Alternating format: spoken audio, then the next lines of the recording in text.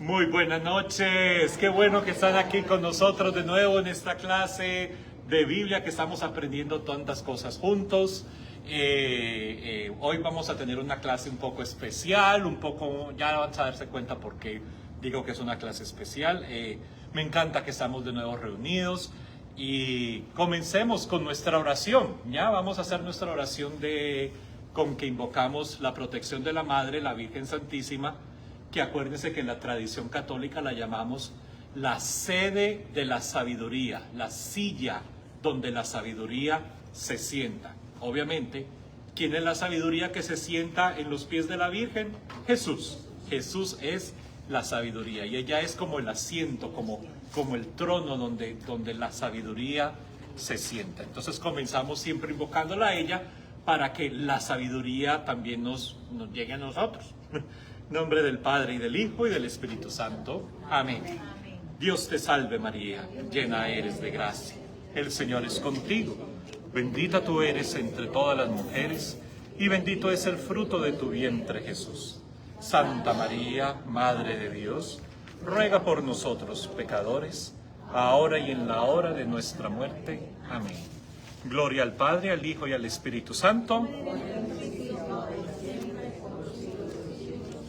Santo Domingo de Guzmán, ruega por nosotros. Muy bien, comenzamos nuestra clase con nuestro examen habitual. ¿Ya? Y nuestro examen habitual, Margarita, dime un número del 1 al 15. El número 9. 9. Alexander. ¿No está Alexander? Mira, se salvó Alexander. Dame otro. Ok, entonces vamos a ver el 4. El 4. ¡Sandra! Ah, Sandrita, aquí está. Una pregunta de sí o no. Muy fácil, sí o no. Te pregunto, ¿existen contradicciones en la Biblia? Sí, señores, existen contradicciones en la Biblia. ¿Y se acuerdan que había un señor, un computador, un técnico, no, ¿cómo se llama el de computadores? Que se llamaba, ya te digo, se llamaba Chris Harrison, que él puso todas esas comparaciones y esas cosas. Dice que más de 63,000.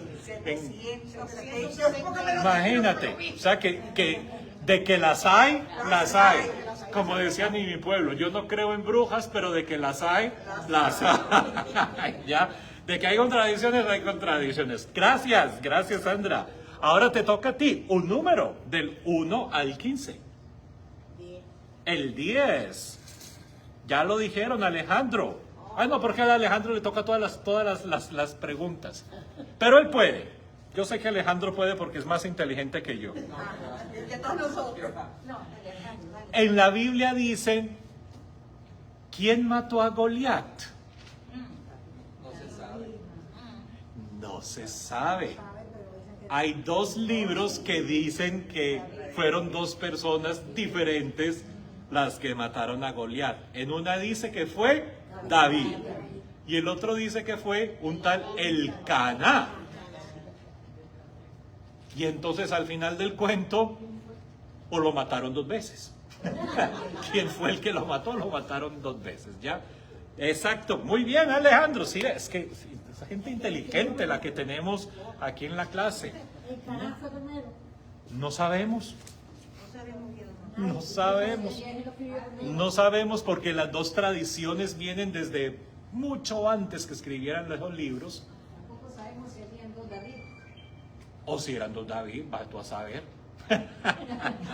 o Goliat tenía algún hermano gemelo, no sabemos. Un número del 1 al 15. El 15. El 15 mismo.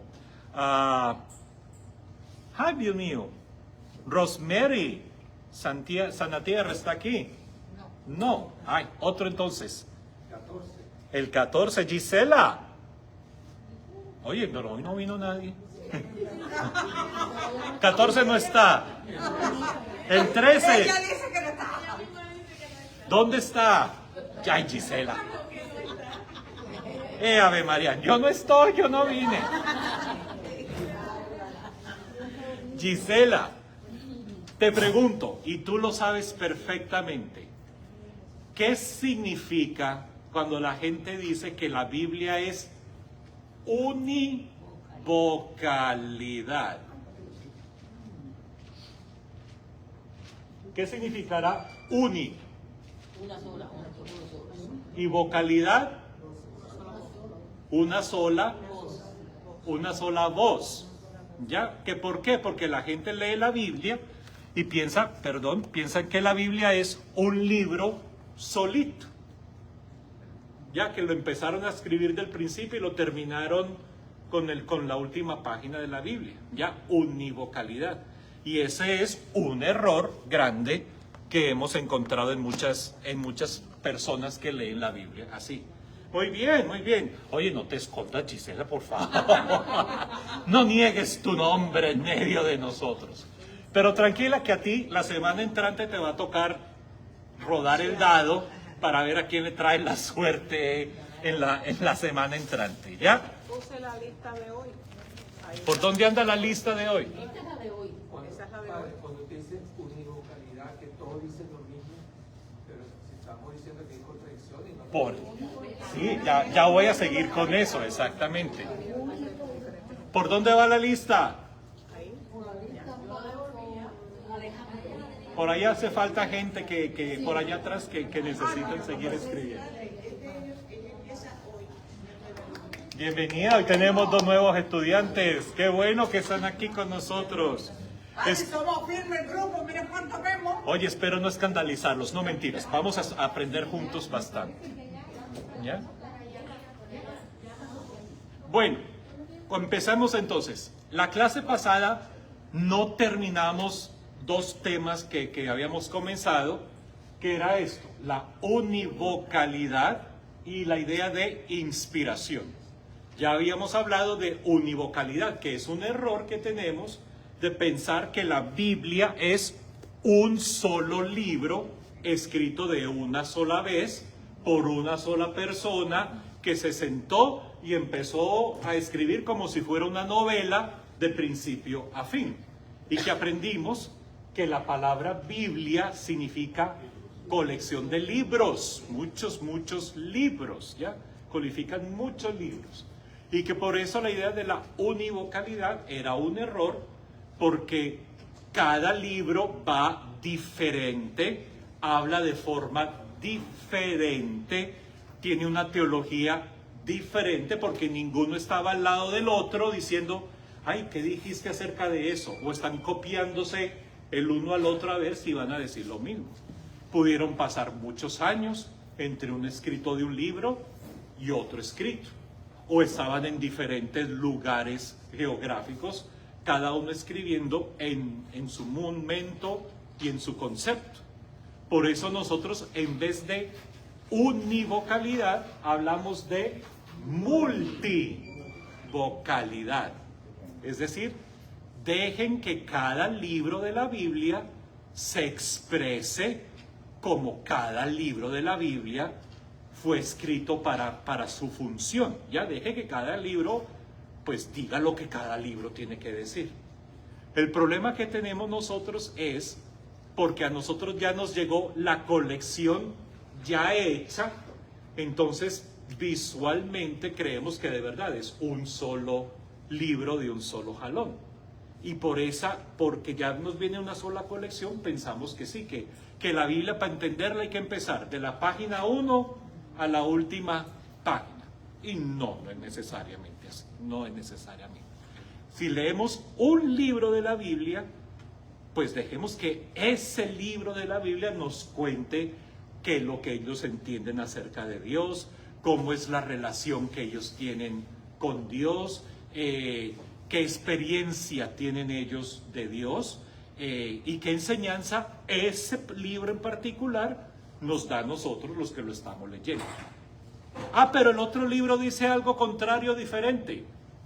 No importa, está bien, deje que el otro libro también exprese lo que ese libro quiere decir, sin ningún problema. Y entonces me terminaron la clase pasada, uno de los estudiantes me dice, padre, pero ¿y entonces con lo de la inspiración? ¿No decimos nosotros que la Biblia es inspirada por Dios? Y que si es inspirada por Dios, por eso nosotros la llamamos palabra de Dios. Y si es palabra de Dios y es inspirada por Dios, ¿cómo podemos decir que hay contradicciones? Y ahí es el pedacito que nos faltó porque se nos fue el tiempo y nos quedó en el tintero la segunda parte. Padre, Inspiración. ¿y por qué aparece aquí la palabra monoteísmo? ¿En dónde? Yo no sé por qué yo puse ahí, después de eso, monoteísmo, entre paréntesis. Ya no me acuerdo. Y yo tampoco. Empecemos con la palabra inspiración. El teólogo cristiano, que fue el primero que utilizó la palabra inspiración de la forma como nosotros la conocemos hoy en día, este teólogo se llama, ya lo estoy buscando aquí en mis notas, Orígenes. Se llama Orígenes, así como el origen de algo. Orígenes, voy a escribirlo por aquí. Orígenes de una ciudad muy popular en aquella época que se llama Alejandría, en el norte de Egipto. Este fue Orígenes, y yo les digo ya la fecha más o menos. Esto fue en el siglo III. Orígenes alrededor del siglo III, después de Cristo, obviamente.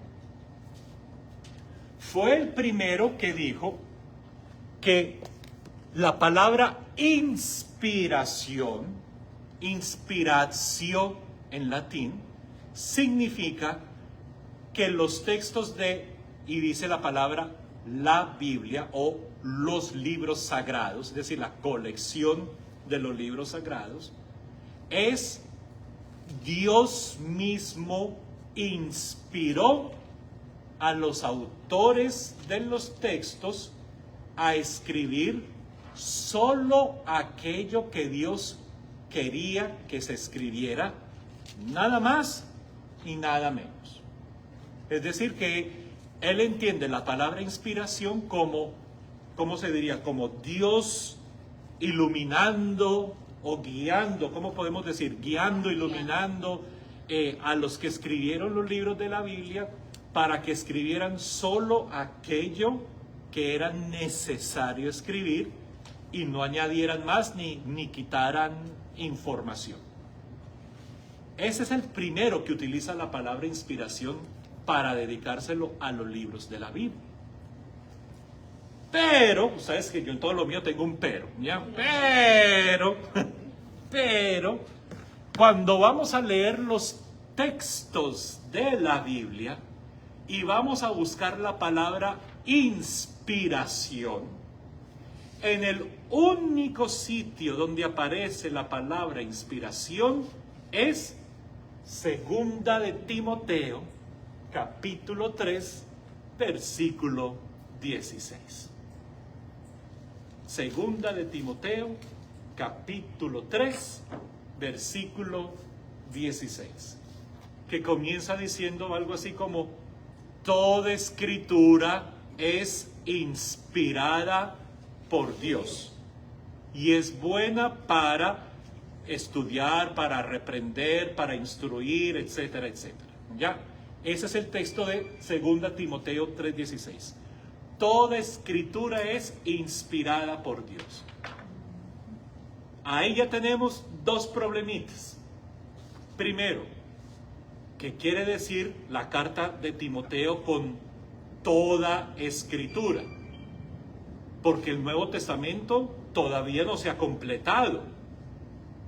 Se apenas están escribiendo 2 Timoteo y ya dicen toda escritura. O sea que no están hablando del Nuevo Testamento como lo conocemos nosotros. todavía faltan libros para completar el Nuevo Testamento. ¿De qué toda escritura se está refiriendo ese texto? Probablemente lo que 2 Timoteo quiere decir con toda escritura es los libros del Antiguo Testamento, que ya estaban, el grupo entero ya consolidado de cuáles son los libros: la ley, los profetas y los escritos, los salmos, cántico, el cantar de los cantares, todo eso. O sea, ya ellos sabían eso. Ya hay una colección de libros que llamamos las Escrituras. El Nuevo Testamento todavía está apenas va comenzando, apenas lo van escribiendo. Entonces, cuando 2 Timoteo dice toda escritura es inspirada, en realidad, en la mentalidad del que escribió 2 Timoteo, está pensando en ¿qué? Los textos que vienen del judaísmo. Esa es la escritura de que él habla, toda escritura. Y ahora, el segundo problema. La de Génesis. La palabra que él utiliza, inspiración. Toda escritura es inspirada por Dios y es útil para corregir, enseñar, etcétera, etcétera. Como ustedes hablan griego, ¿cómo se dice inspiración en griego? Inspiration. La inspiración, ¿ya? Voy a borrar a Orígenes. ¿Puedo borrar Orígenes? Sí. En griego, inspiración se dice teo, de teología, de Dios, teo, neustos. Miren, neustos, ¿se acuerdan de neumático o de neumonía? Sí. ¿Ya? ¿Qué es neumonía? Es una enfermedad que da ¿dónde? En los pulmones, porque los pulmones tienen aire, ¿ya? Un neumático, ¿por qué lo llamamos neumático? Porque está lleno ¿de qué? De aire, ¿ya? Entonces ponle teo al principio y neuma, aire, o si quieres ser más teólogo, espíritu, aire o espíritu, ¿ya?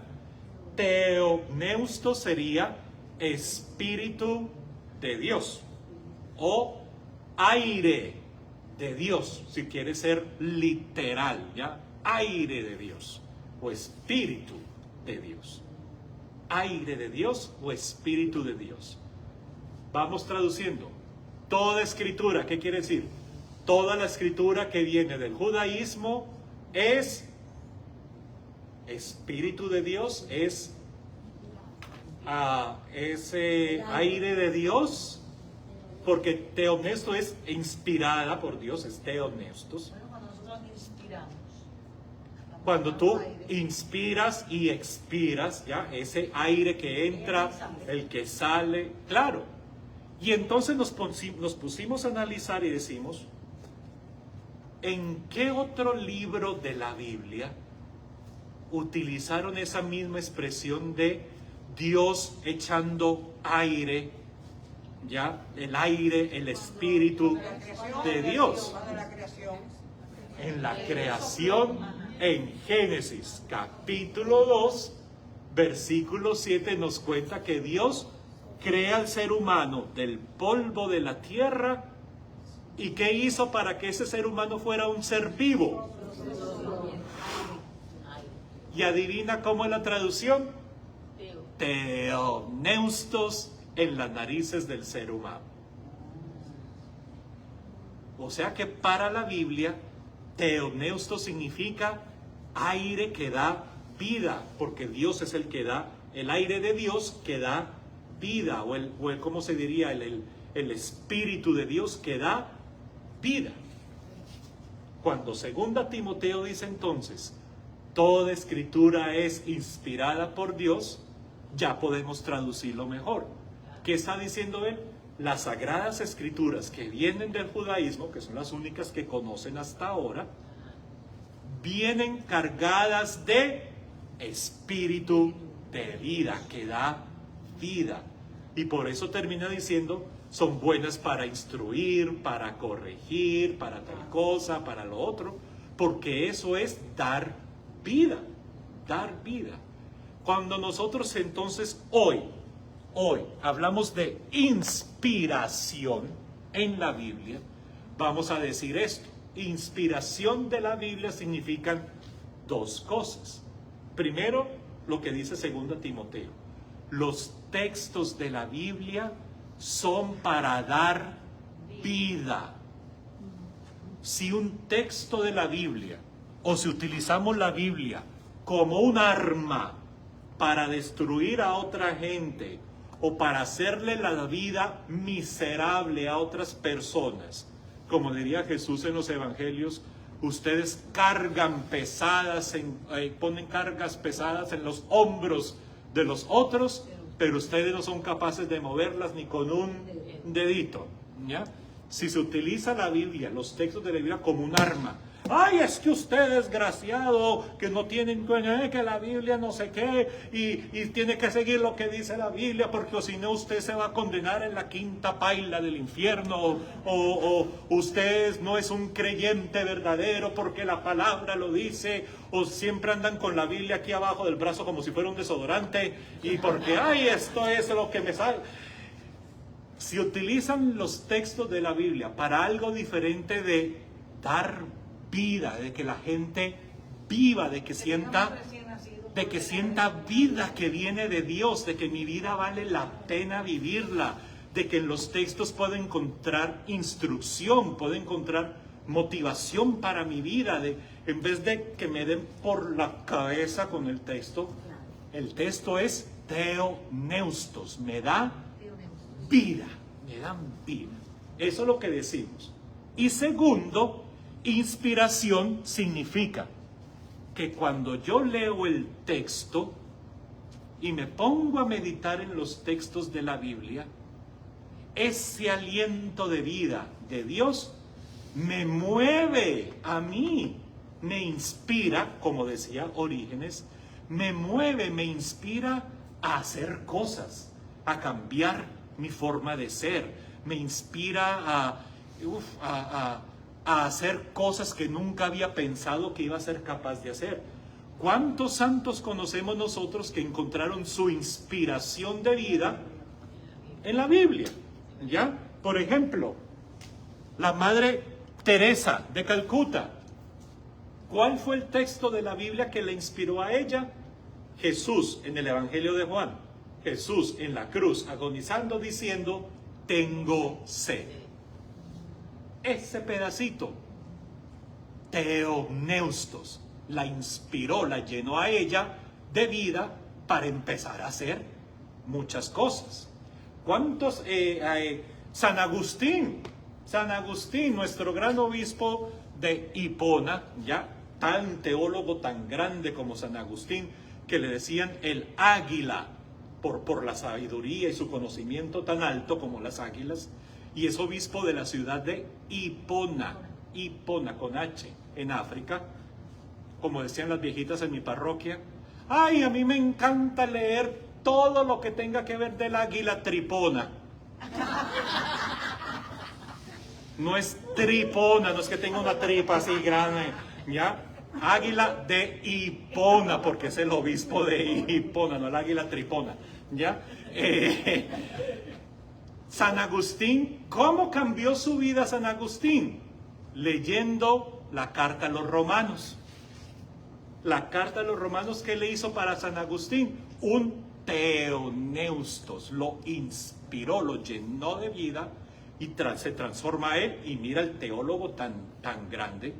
Y muchas personas, no tienen que ser santos o santas declarados, personas que nosotros conocemos a diario, que leen las escrituras, se empiezan a dejar guiar por esas escrituras, y la escritura los inspira a hacer cosas nuevas. Aquí en Estados Unidos alguien de la historia de Estados Unidos, como el reverendo Martin Luther King Jr., que era un pastor, que era un predicador, que utilizaba la Biblia para sus sermones y para su iglesia y todo eso. ¿Qué lo inspiró a él a iniciar este movimiento que se llama, ¿cómo es que se llamaba? El movimiento del el civil rights, los derechos civiles. ¿De dónde agarró la inspiración? De sus textos que él estudiaba y preparaba en los sermones. ¿Qué significa inspiración? Número 1, que Dios da vida a través de estos textos. Dios da vida a través de los textos. Y número 2, que cuando yo leo los textos, eso como que me motiva, me cambia, como dice, eso sí, me inspira, me hace como hacer algo nuevo, algo diferente. Traducido, nunca usemos la Biblia como si fuera un arma para acabar y para destruir, porque entonces iríamos en contra de la inspiración. Pero ¿y entonces por qué hay textos que contradicen? Porque aunque son textos que da vida, y eso lo enseña la Iglesia Católica, aunque son textos que dan vida porque tienen el aliento, el Espíritu de Dios, eso no cancela que quienes escribieron los textos siguen siendo seres humanos, que conocen lo que conocen en su tiempo, en su cultura y con su lenguaje, con su idioma. No le podemos pedir más. Escriben como ellos entendían las cosas en su época, en su forma de pensar. Para ellos la tierra era plana. ¿Qué le vamos a hacer? Y los que se mueven son el sol, las estrellas y la luna. Sale por un lado y se acuesta por el otro. Pero es que la gente hoy en día quiere que las cosas sean como son ahora y no como eran en aquel tiempo. Exacto. Porque aquí hubo mucha injusticia, que hoy en día reconocemos como injusticia, Sí. pero era lo común. Ah, sí. Sí. Hay un dicho muy lindo, y creo que es Santo Tomás de Aquino el que lo dice, pero puedo estar equivocado, que dice: no podemos juzgar eventos del pasado con conocimiento presente. Porque ahora tenemos una forma de pensar y de conocer diferente a como pensaban en el pasado. O sea, tenemos que juzgar los eventos del pasado a cómo entendían las cosas en el pasado. Hoy en día diremos: ay, por Dios, pero ¿cómo se les ocurre hacer esa? ¿Cómo es que pensaban así? Pero ponte en la época de ese pasado, de ese tiempo, ¿ya? Y si tú le dices, si tú trajeras a alguien del pasado a vivir hoy, la misma cosa, quedarían espantados de cómo que hay mujeres que saben leer. ¿Me entiende? Sería lo mismo. Sería lo No mismo. matan a los homosexuales. O algo así, ¿ya? No es que de verdad, como es, no se puede juzgar eventos del pasado con conocimiento presente. Muy cierto. Concepto de Muy cierto, muy cierto. Bueno, concepto de multivocalidad. multivocalidades, que son, cada libro de la Biblia tiene su voz propia, que no tiene que ser la misma de otro libro dentro de la misma Biblia. Cada uno tiene su, ¿cómo se dice?, su autonomía, su forma propia de expresar quién es Dios, cómo es su experiencia de Dios. Sí, ¿por qué no? ¿Ya? ¿Por qué no? Pero bueno, ya con eso cerramos lo que nos había quedado, la colita de la clase pasada. Hoy vamos a tener algo más fresco, más relajante. Hoy vamos a tener algo más relajante. Y es el sentido de los textos más antiguos de la Biblia.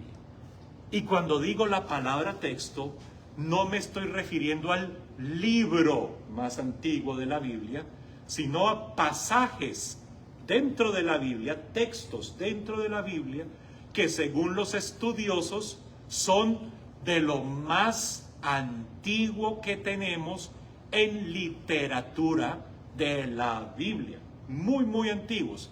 Son tan antiguos que estos textos fueron insertados dentro de los libros de la Biblia, pero ya esos textos existían mucho antes que escribieran un libro de la Biblia. Y adivinen qué, que por eso es que me encanta, y si se dan cuenta, en nuestro tablero, todos empiezan con la palabra cántico, porque los textos más antiguos de la Biblia, antes de que se escribiera cualquier libro de la Biblia, eran música, eran poemas que se recitaban y se cantaban y se volvían a cantar y se volvía a recitar el poema, y así era como se les quedaba grabado. Si era una fiesta, un matrimonio, era como un canto que se volvía y se repetía. Entonces cada vez que vas a un matrimonio se cantaba eso y ya la gente se acordaba del canto. La forma más antigua, eso es precioso, la forma más antigua como la gente recordaba quién era Dios y lo que Dios hacía para ellos, no era escribiéndolo, sino que era cantándolo. Cantándolo. Vamos a cantar las cosas, porque así es como se acuerda uno mucha. Desde pequeñito no les cantaban a ustedes cuando eran, es que ustedes son muy jóvenes entonces, pero sí les cantaban, y hay cantos y rimas que a uno ya viejo como lo estoy yo, que ya no se cocina ni en 4 hervores, todavía se acuerda de esas rimas y de esos cantos, ¿ya? Arroz con leche. ¿Ves? Arroz con leche. Se quiere casar con una de la capital que sepa coser, que sepa. Ven que sí. A ver, otra rima que se sepan ustedes de... ¿Cómo es? Un elefante y tiene música. Un elefante se balanceaba sobre la... Como la vela se resistía. Y ahí dicen, 2 elefantes. Mira que sí se acuerdan. ¿Y por qué sí se acuerdan de eso y no del credo? Duérmete, mi niño. Los cantos de cuna para dormir a los bebés, ¿ya? Duérmete, a la nanita, duérmete, mi niño, arrurú, mi nené, claro. Y poemas, a ustedes en la escuela, en primaria o algo así, o en la casa, les hacían recitar y como recordar poemas y versitos pequeñitos. ¿Cómo? Los zapatitos me aprietan la media, me dan calor. ¡Ay, qué bonito! Los zapaticos. ¿Ves? ¿Cómo hay uno que yo me acuerdo que azúcar, clavos y canela, nadie le conoce el mal a Micaela. Micaela está enferma de amor. Micaela manda llamar al doctor. El doctor le pone la mano en el pecho. Por ahí va derecho, por ahí va derecho. Mira, yo todavía me acuerdo hay otro que yo me acuerdo. Hasta el viejo hospital de los muñecos llegó el pobre Pinocho malherido, porque un espantapájaros bandido lo sorprendió dormido y lo atacó. Ustedes lo conocen también. ¿Por qué si se nos graba eso? Porque son cantados y en aquel tiempo la gente... Claro, porque son cánticos, son cantados. ¿Y quién te lo cantaba? Tu abuela, tu mamá, el que te quería desde pequeñitos. En la escuela volvían y te lo repetían. R con R. ¿Sí ven? Ahora, un poema o un versito religioso. Con Dios me acuesto, con Dios me levanto. Ángel de mi guarda.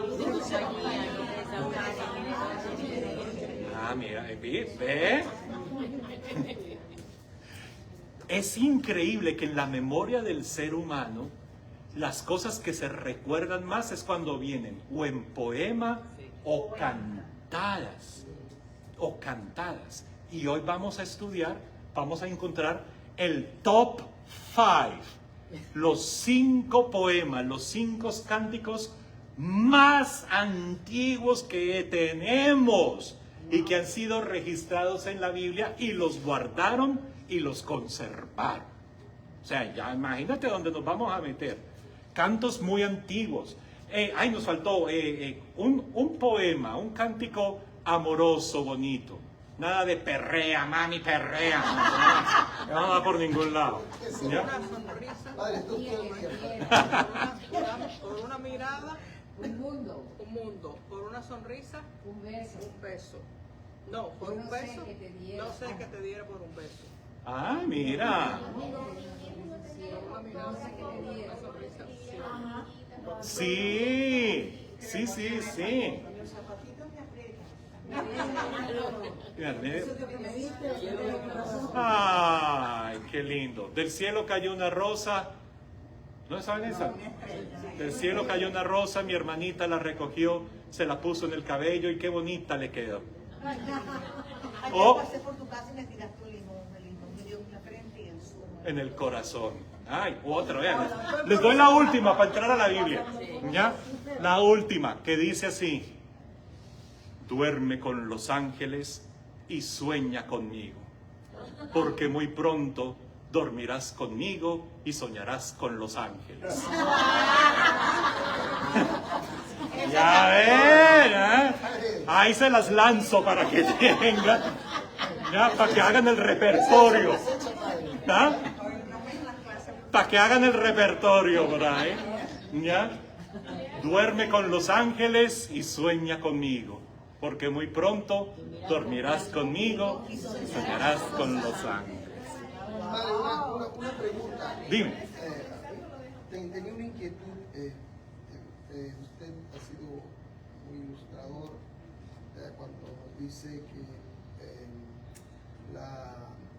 cuando se habla de inspiración, ¿no? Que la palabra inspiración aparece en 2 Timoteo, ¿no? 3:16. Sí. Y también hace una correlación en Génesis. Génesis El pasaje. 2. Génesis, ok. Sí. Pero, 2:7. ok, yo quería preguntarle con todo respeto, cuando usted habla de aparece por primera vez, ¿habla usted en tema de tiempo, de cronología? Porque entiendo que Timoteo es Paulino, es Pablo. Pablo no, bueno, empecemos por ahí. Pablo no escribió 2 Timoteo ni 1 Timoteo. Ya eso los eruditos Bueno, en la pero- Biblia pero- saben que no fue es Pablo el cierto, autor. Pero no está dentro del canon paulino, eso se sabe. Pero estoy hablando de temporalidad, o sea, estamos Ya. hablando de los primeros años después que Jesús Sí, fue. sí. Entonces, cuando hablamos de Génesis, hablamos quizás mucho más antes. Ujú. Entonces, no se discute la cuestión de la inspiración, pero me causó cierta curiosidad cuando usted dice que aparece en 2 Timoteo, ¿no? Dice la palabra inspiración solo aparece por primera vez en 2 Timoteo y obviamente su correlación con el Génesis. Eso lo decía, ¿por qué? Porque históricamente, como usted hace referencia, la Biblia se genera a través de lo que los hombres escuchaban, porque no había escritura. Ujú. Había escritura, obviamente, pero el concepto de escritura y la praxis de la escritura como tal, la conocemos acá, estaba al alcance del 0.5% de la población.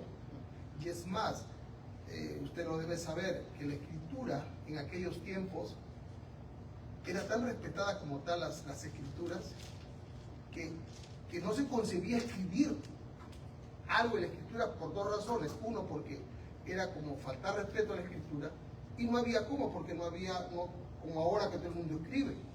Sí. Entonces, por eso es que en la época de Jesús, o los rabinos, el contexto cultural de Jesús, conocían la palabra de memoria, lo que usted decía.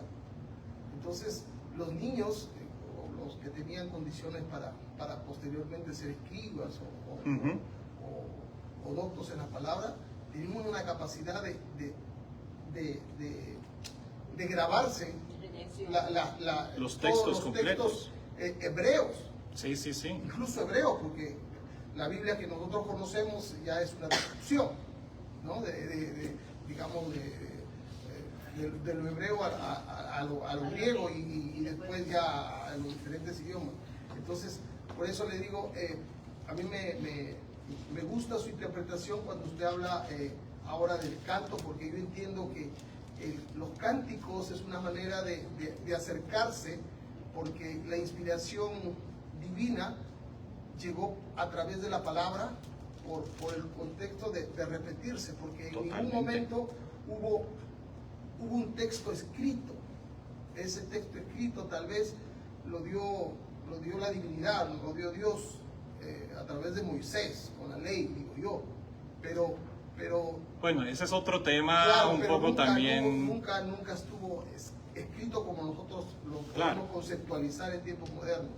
Entonces, al menos me gusta su interpretación, porque yo siempre he tratado de conciliar mi concepto moderno de entender la vida de hoy Sí. en un contexto, como dijo usted, que hay que saber interpretar el contexto de cuando se escribieron la Biblia. Claro, Eso es claro. un tema muy complicado. Yo he estudiado con muchos y veo que la gente es difícil de meterse en el contexto de la Biblia. Como dicen, creen que la Biblia es un libro que se escribió de principio a fin. ¿Ya? Y en, no lo en es. América o en nuestra cultura hispana, sí, sí es cierto. Y yo vengo de un país que nos enseñaron así. Y para acabar de terminar lo que tú acabas de decir, cuando dije que aparece por primera vez inspiración en 2 Timoteo, es que dice, toda escritura es inspirada. Esa expresión solo aparece, no la primera, la única vez es en 2 Timoteo. Y que vamos a buscar si la Biblia en algún lado también decía inspiración, y es en la traducción griega del libro del Génesis, cuando dice que Dios, al crear al ser humano del polvo de la tierra, theopneustos, le inspiró, le puso aliento de vida. Sí, sí, sí, sí. Vamos muy bien. Sí, no, sí es cierto. Sí, todo eso que dice es verdad. Así que vamos a buscar el top 5, los 5 cánticos más antiguos de la Biblia. Comencemos. Para ustedes, yo tengo 5 candidatos. El cántico de Moisés, el cántico de Cristo, el Salmo 29, a ese sí no tiene título, entonces me tocó poner Salmo 29, cántico del mar, cántico de Débora. Empecemos de atrás para adelante. Sí. ¿Quién cree ustedes que sería el puesto número 5 de estos? Es decir, puesto 5 más reciente, puesto 1 sería el más antiguo. ¿Ya? ¿Cuál creen ustedes que sería el número 5, es decir, el más reciente para nosotros?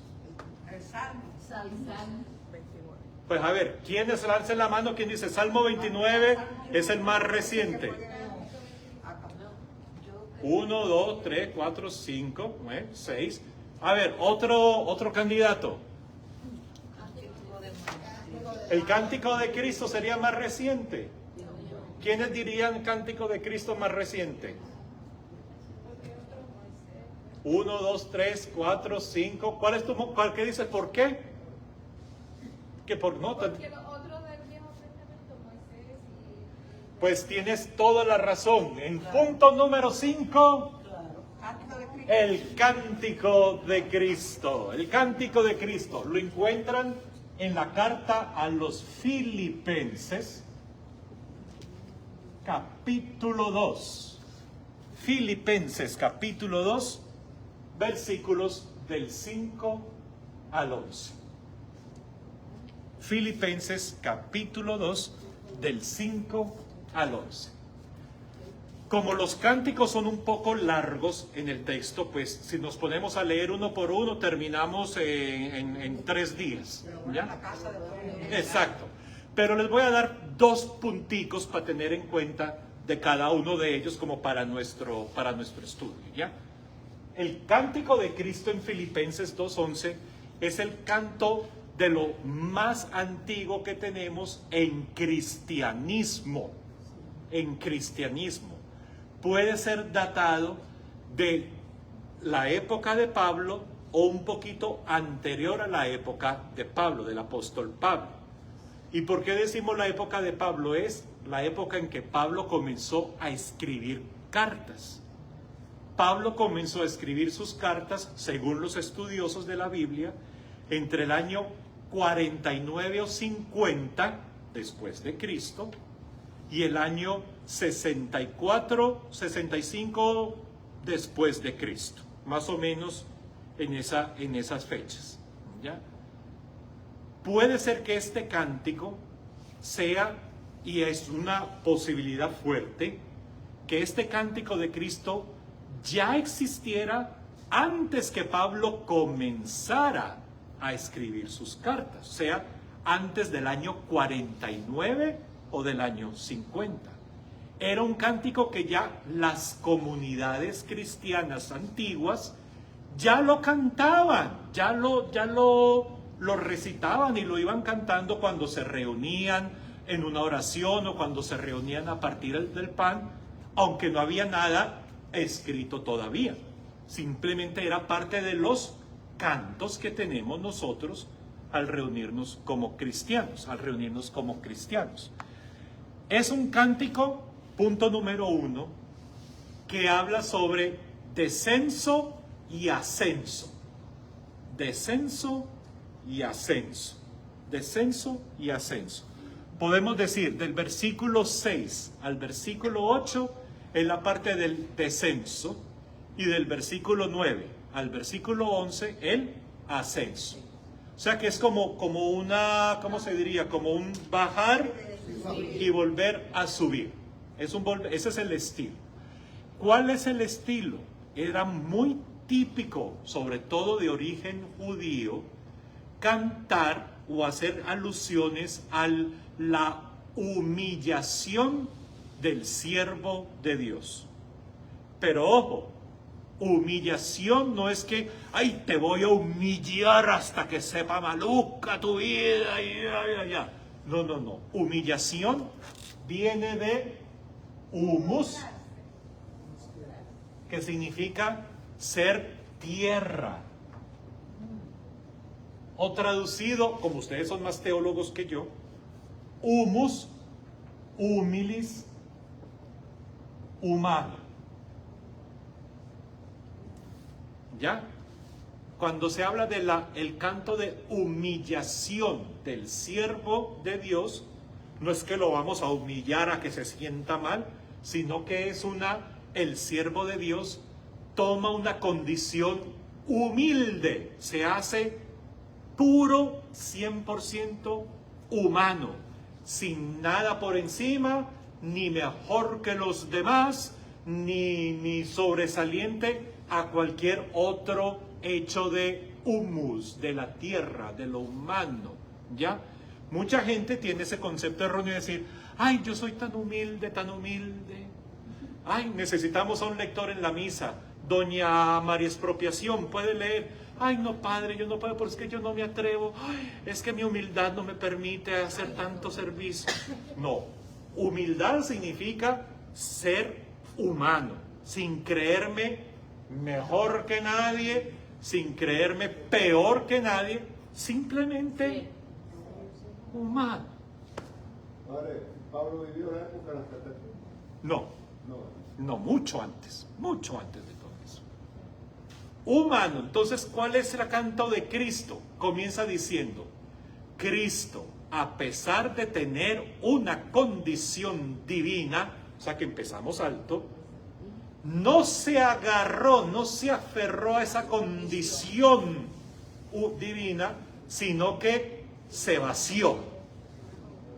Y ahí empieza el descenso. Se vació de todo eso, tomó la condición de esclavo, o sea que va para abajo, ¿ya? Y pasando como un hombre, humilis, hombre cualquiera, se sometió incluso a la muerte, y una muerte de cruz.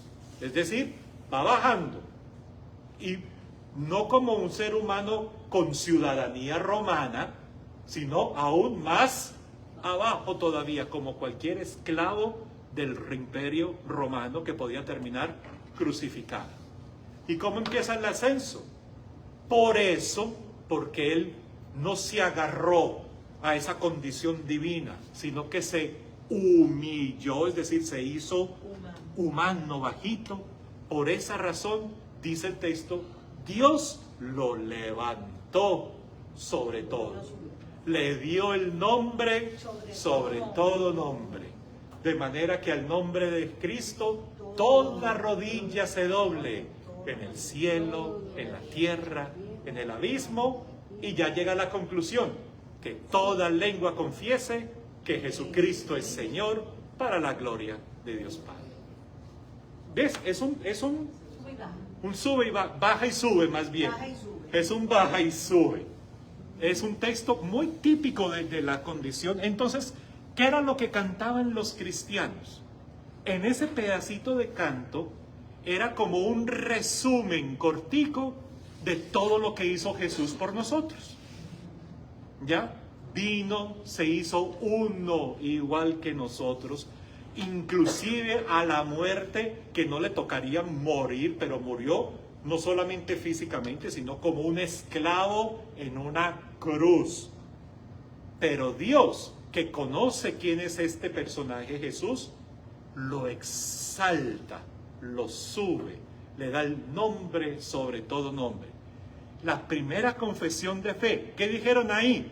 Nosotros creemos que tú moriste y resucitaste por nosotros. Hoy en día seguimos cantando lo mismo. Cuando el Padrecito dice en la misa, este es el sacramento de nuestra fe, ¿qué respondemos nosotros? Anunciamos tu muerte, proclamamos tu resurrección. Bajar y subir. Imagínate, y todavía lo seguimos cantando. Todavía hace parte de nuestras comunidades, de nuestra forma de alabar y bendecir. O sea que el número 5 es el cántico de Cristo en los Filipenses. Ahora sí, ya les va a quedar más difícil, ya todo es Antiguo Testamento. La primera era fácil porque era Nuevo Testamento, es más reciente. Entonces el 5 pertenece al Nuevo Testamento. Sí. Ahora, ¿quién cree ustedes que se lleva el puesto número 4? ¿Cántico de Moisés?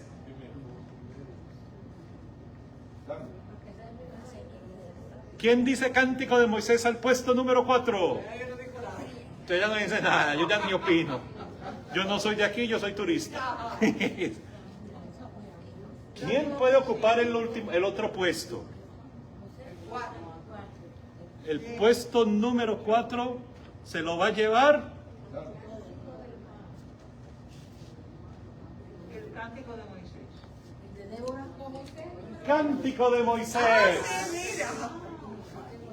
Puesto número 4, el Cántico de Moisés. Y lo vas a encontrar en el libro del Deuteronomio.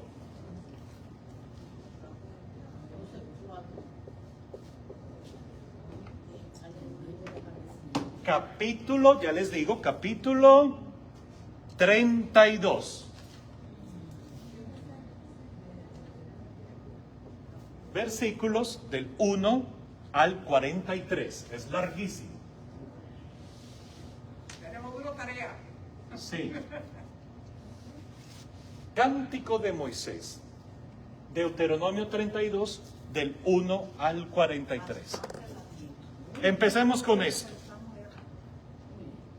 No fue escrito por Moisés. Nunca lo cantó Moisés. Moisés ya estaba muertigua. Pero es dedicado a la figura de Moisés. Y el libro del Deuteronomio incluye este cántico como ya la despedida de Moisés antes de morir. Capítulo 32 es este cántico y capítulo 33 ya es las bendiciones de Moisés antes de arrancar para el otro vecindario. ¿Ya? Pero el cántico es mucho más antiguo que el libro del Deuteronomio. ¿Qué les voy a decir de eso? Primero, no puede ser del tiempo de Moisés, porque la poesía utilizada en el cántico de Moisés en hebreo ya es una poesía un poco más estructurada, un poco más, ¿cómo se dice?, más pulida, ya tiene un estilo que los que estudian lingüística, sobre todo los que estudian la lingüística antigua, pueden comparar en el paleo-hebreo, es decir, el hebreo muy antiguo, y el hebreo que se ha ido desarrollando poco a poco, al punto que el estilo del cántico de Moisés sigue igualito al estilo de el Salmo 38, el Salmo 105, el Salmo 106, es decir, ya hay un estilo de escritura parecido a lo que llaman el cántico de Moisés, el cántico de Moisés. Es más, así como empieza el cántico de Moisés: escuchadme cielos y llamo a la tierra por testigos por lo que les voy a decir. Ya hay otros salmos que empiezan exactamente con el mismo estilo, es decir, ya hay un estilo poético más desarrollado que tiene esa misma forma de escritura, interesante, por ejemplo, llaman a Dios la roca. Ese es el título que en el cántico de Moisés se le da a Dios, la roca. Título que no encontramos de Dios en ningún otro lado de esa forma. Este texto lo llama la roca, la roca. Ya, en el versículo 7 de este texto, ya habla de: pregúntenles a sus padres, pregúntenle a sus antepasados, ellos ya te dirán lo que Dios ha hecho por nosotros. ¿Qué quiere decir? Que lo que pasó realmente en el Éxodo ya pasó hace mucho tiempo, y mis antepasados son los que nos han ido contando la historia. Si hubiera sido Moisés, no tiene por qué decir: pregúntale a tus padres y a sus antepasados y ellos te contarán lo que Dios hizo, sino que dije: yo te cuento porque estuve ahí. ¿Me entienden? O sea que ya se nota que el texto es antiguo, pero no tan antiguo, no tan antiguo. Y la otra cosa que me interesa de ellos es, en el versículo 8, se habla de dioses en plural, y de que los dioses se repartieron terrenos y tierras aquí abajo, y que el terreno, la porción que le tocó a Adonai, a Yahvé, fue Israel o Judá, dice, será su porción, que los dioses todos, cuando el Todopoderoso repartió y todo eso, dice algo así, ¿no? Más o menos. Cuando el Altísimo repartió las naciones. Cuando distribuyó a los hijos de Adán, fijó la frontera de los pueblos según el número de los hijos de Dios. Según los números de los hijos de Dios, los Ben Elohim, los hijos de los dioses. ¿Y a Yahvé qué le tocó? La porción de Yahvé fue su pueblo.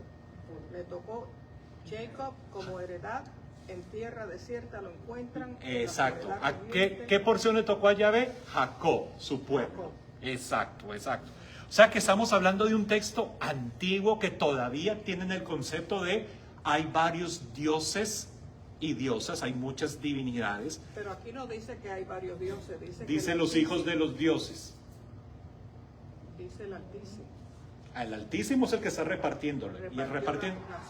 ¿A quiénes? A los hijos de Adán. Sigue. Fijó la frontera de los pueblos según el número de hijos de Dios. De ellos, ¿no? Los hijos de Dios. La porción de Yahvé fue su pueblo. Y dice Beni Elohim, los hijos de los dioses en hebreo.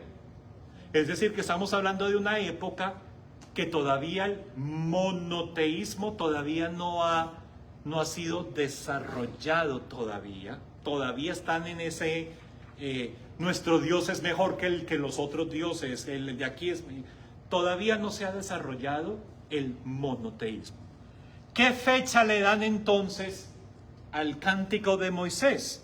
Por todo ese estilo literario que ya es una poesía hebrea un poco más pulida, más elaboradita, por esta información acerca de la roca como Dios.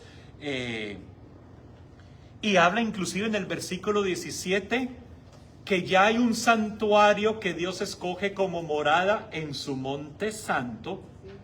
Si hubiera sido en el tiempo de Moisés, todavía no han llegado ni a la tierra santa. O sea que como que ya hay un monte santo donde Dios ha escogido como su casa, como el lugar donde habitará. O sea, como que todavía, como que es viejo el cántico, pero no tan viejo. Le dan más o menos entre el siglo 8 y el siglo 6 antes de Cristo.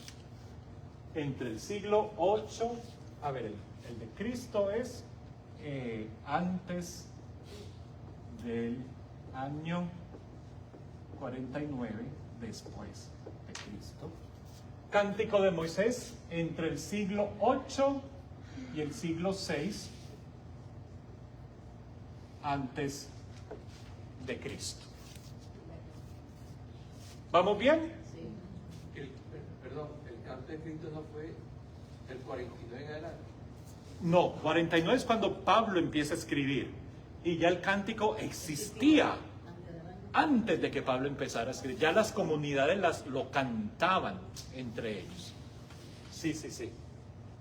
¿Vamos bien? ¿Va bien la cosa? Puesto número 3. ¿Quién se llevaría el puesto número? Tenemos ya Débora, el Cántico del Mar o el Salmo 29, en paréntesis 28. Puesto número 3 se lo lleva Salmo. Salmo se lleva el puesto número 3. Salmo 29 o 28 en paréntesis, es decir, hay algunas traducciones que el Salmo es el 29 o el Salmo es en el 28. Voy a buscarlo aquí de nuevo, mi salmito. Ay, mi hermano tiene 29. ¿Ya?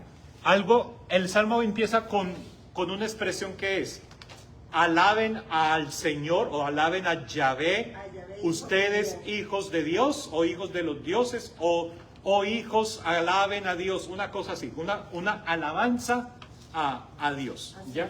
Al Señor, el Salmo 29, Salmo 28, ¿ya? Y termina con el Señor bendice a su pueblo con la paz o algo así, o el Señor otorga la paz a su pueblo. El último versito del Salmo 29, ¿ya? Sí. Con todo eso. El Señor dará fuerza a su pueblo, dará a su pueblo bendiciones de paz. De paz, termina con paz, con shalom, termina Ya voy para allá, aguante burro, ya voy para allá. Este Salmo, si ustedes leen el Salmo, lo podemos leer juntos. Lo voy a leer de la traducción mía, ya de mi traducción, que es la Biblia de Luis Alonso Schockel. Dice Luis Alonso Schockel: aclamen al Señor, hijos de Dios, aclamen la gloria y el poder del Señor, aclamen la gloria del nombre del Señor, póstrense ante el Señor en su atrio sagrado. La voz del Señor sobre las aguas, la voz del Señor de la gloria en el trueno, el Señor sobre las aguas torrenciales. El Señor es potente, la voz del Señor es magnífica, la voz del Señor rompe los cedros del Líbano, hace brincar al Líbano como un novillo. Hay unos que dicen Sarión, otros dicen así. Sarión, como una cría, hace brincar al Líbano como un novillo, al Sarión como cría de búfalo. La voz del Señor arranca llamas de fuego. La voz del Señor sacude la estepa. La voz del Señor, la estepa de Cadés. La voz del Señor retuerce los robles, abre claro en las selvas. En su templo todos gritan, gloria.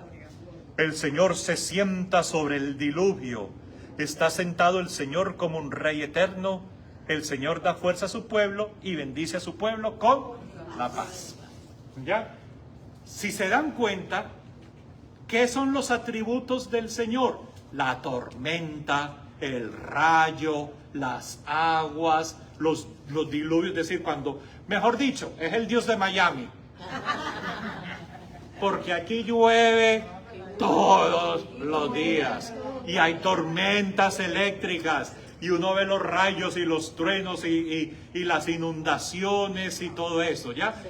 Este cántico, este salmo, parece ser, y lo más probable fue, que era un canto originalmente dedicado no a Yahvé, no al Señor, sino a un antiguo Dios de la lluvia y de las tormentas. Porque mira que nunca hablan de Dios como Dios misericordioso, incompasivo, el Dios que nos acompaña en nuestro caminar, Dios que escucha mis oraciones. Mira, todo lo que hablan del Señor es la fuerza, el poder, el rayo, el fuego, acaba hasta con los cedros. Es decir, están hablando de un Dios que manda tormentas y diluvios y lluvia. El Dios de Miami.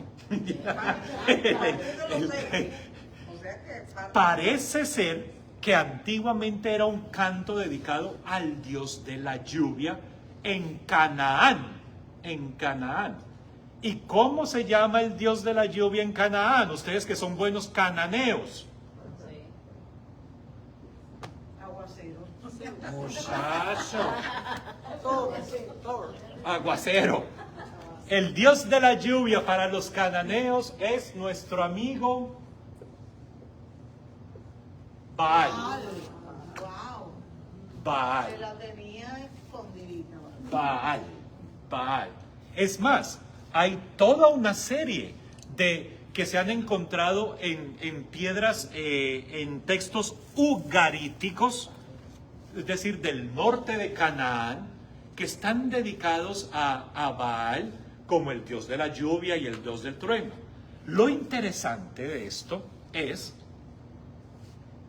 que Baal es el dios de Canaán en el norte. Y el norte de Canaán es muy fértil. Se cosechan buenas cosas en el norte de Canaán.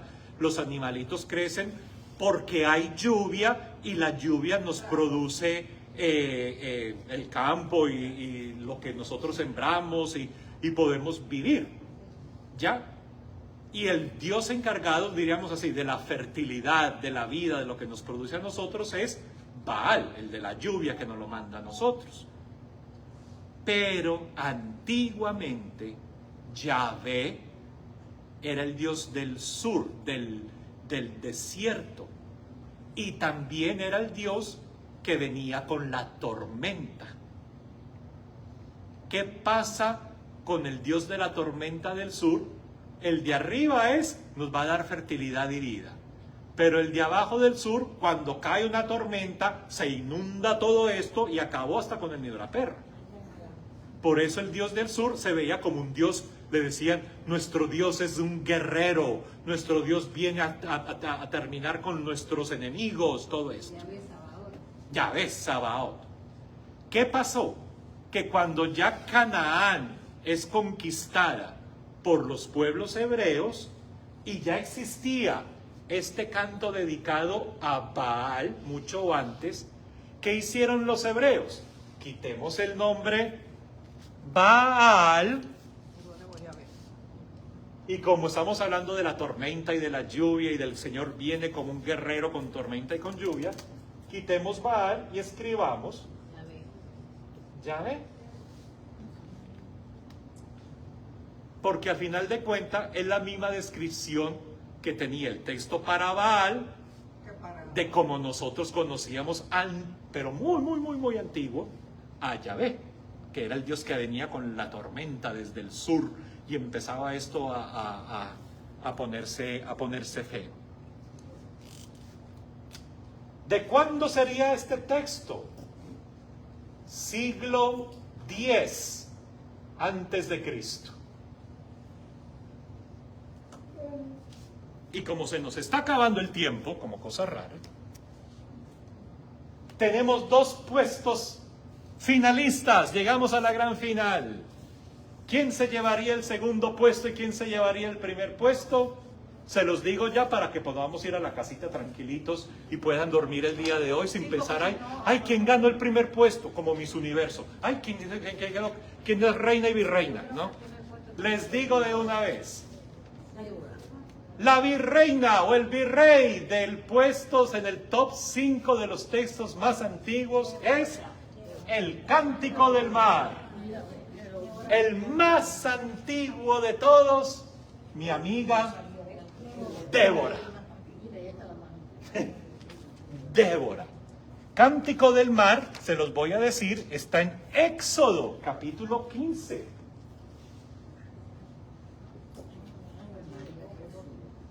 Éxodo, capítulo 15, del 1 al 8. ¿Cómo? ¡Ay, Virgen del Carmen! Gracias por...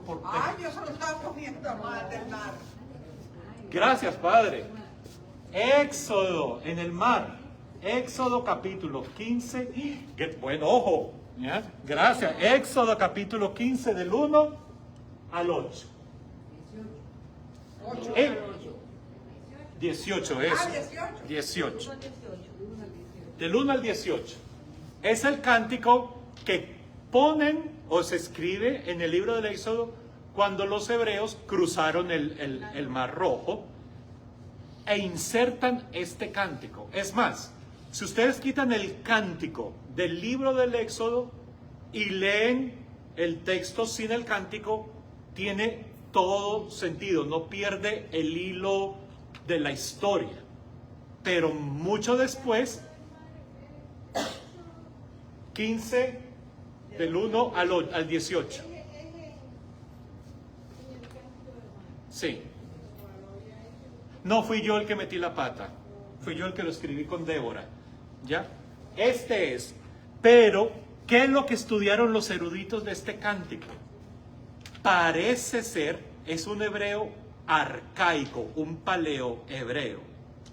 Pero hay cositas en ese texto que nos deja entender que no es tan antiguo como nos lo quieren vender. Parece ser, teoría número 1, que el compositor del Cántico del Mar deliberadamente utilizó un hebreo antiguo para que el texto sonara como si fuera realmente así antiguo. Es como si nosotros hoy en día empezáramos a hablar de sabisteis y conocisteis y vos vuestra majestad, que ya ninguno de nosotros habla así.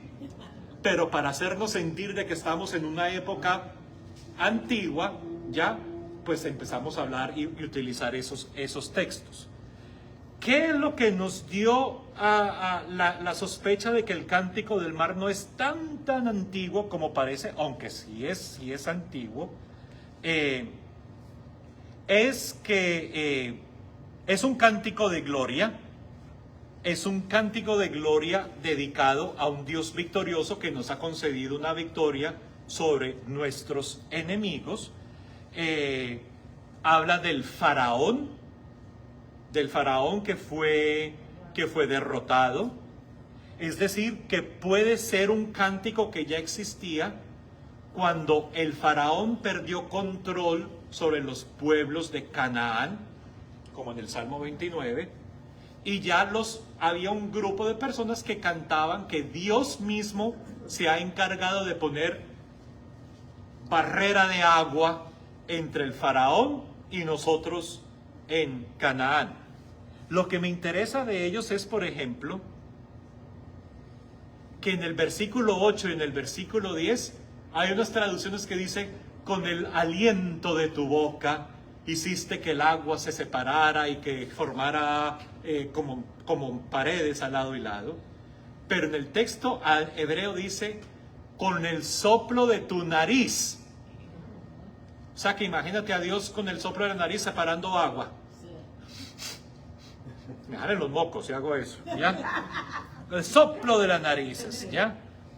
Es un texto antiguo, pero no tenemos las dudas de que de pronto fue cuando ya estaban en Canaán y el faraón perdió control sobre Canaán, o que fue escrito utilizando un hebreo antiguo, pero o sea, deliberadamente, porque el hebreo de ese texto, si lo comparas con el resto del hebreo, del resto del libro del Éxodo, son muy diferentes el uno al otro, ¿ya? El uno al otro.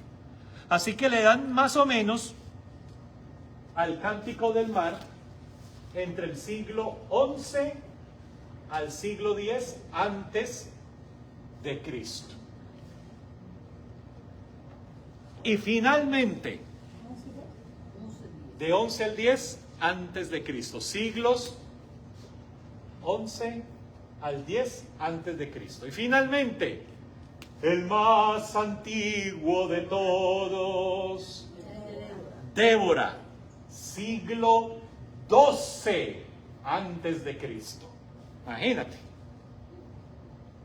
Siglo 12 antes de Cristo. Siglo 12 antes de Cristo. Lo encuentras en Jueces. El libro de los Jueces, capítulo 5. Jueces capítulo 5, del 1 al 31.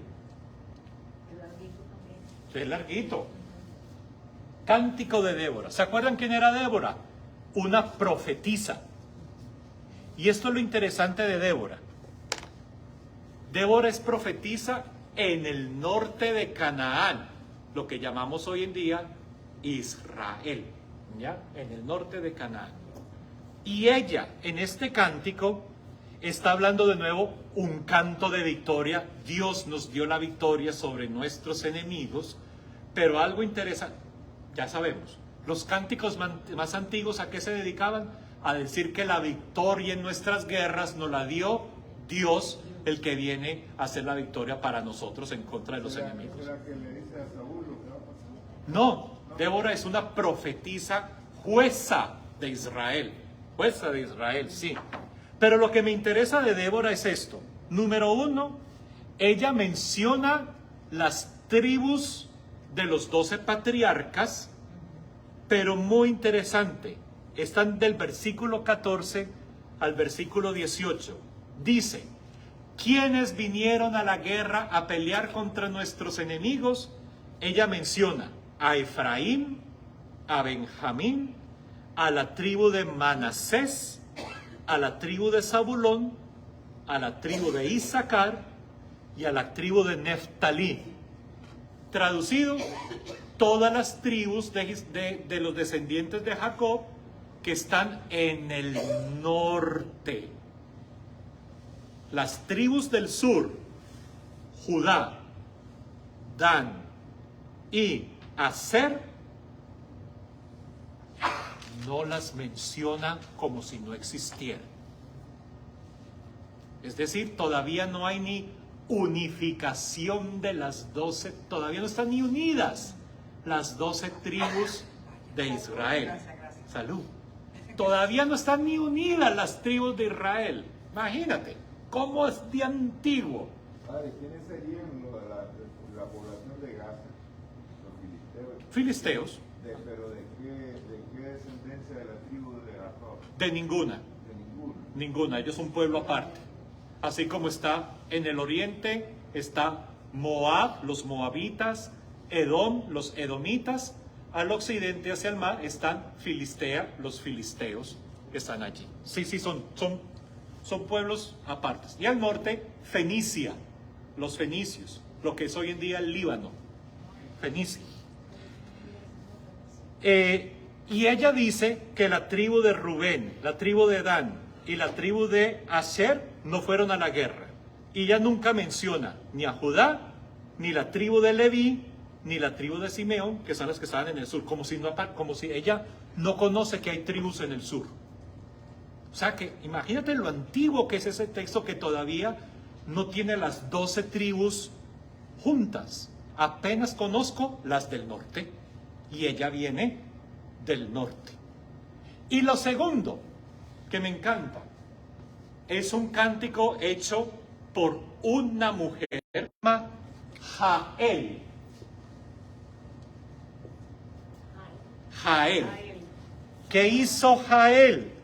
Jael, cuando vio al capitán de los enemigos, que se llamaba Sísera, que estaba huyendo, primero ella dice, Dios vino a intervenir en la batalla para que nosotros ganáramos. ¿Y cómo vino Dios en la batalla? Una tormenta se alzó con lluvia y con truenos, y los enemigos de nosotros empezaron a huir espantados por la tormenta. Y Sísera, huyendo de todo eso, buscó refugio en un campamento, en una tienda de campaña, y la muchacha llamada Jael estaba dentro de la tienda de campaña. ¿Y qué le hace Jael? Claro, don Cíceras, bien pueda, entre tranquilito, se refugia de la tormenta. Venga, yo le doy un poquito de leche caliente de las cabras, le dio a comer y cositas. Y ya cuando Cíceras estaba un poco relajadito, Jael agarró uno de los pinchos con los que sostienen las tiendas, las carpas. ¿Cómo se llama eso? Como un clavo, como como una estaca. Agarró la estaca, se la puso en la sien a Cíceras y ¡ra! Se la clavó y lo dejó ahí a los pies de ella. Entonces la victoria de Dios. O sea, Débora cantando que Dios nos intervino en la historia, en la guerra, pero ¿quién fue la verdadera heroína? No fue ninguna de las tribus de los hombres, fue una mujer la que nos dio la victoria. Lo más antiguo que tenemos en cánticos de la Biblia es alabando la fuerza que tienen las mujeres para traer la victoria en nombre de Dios.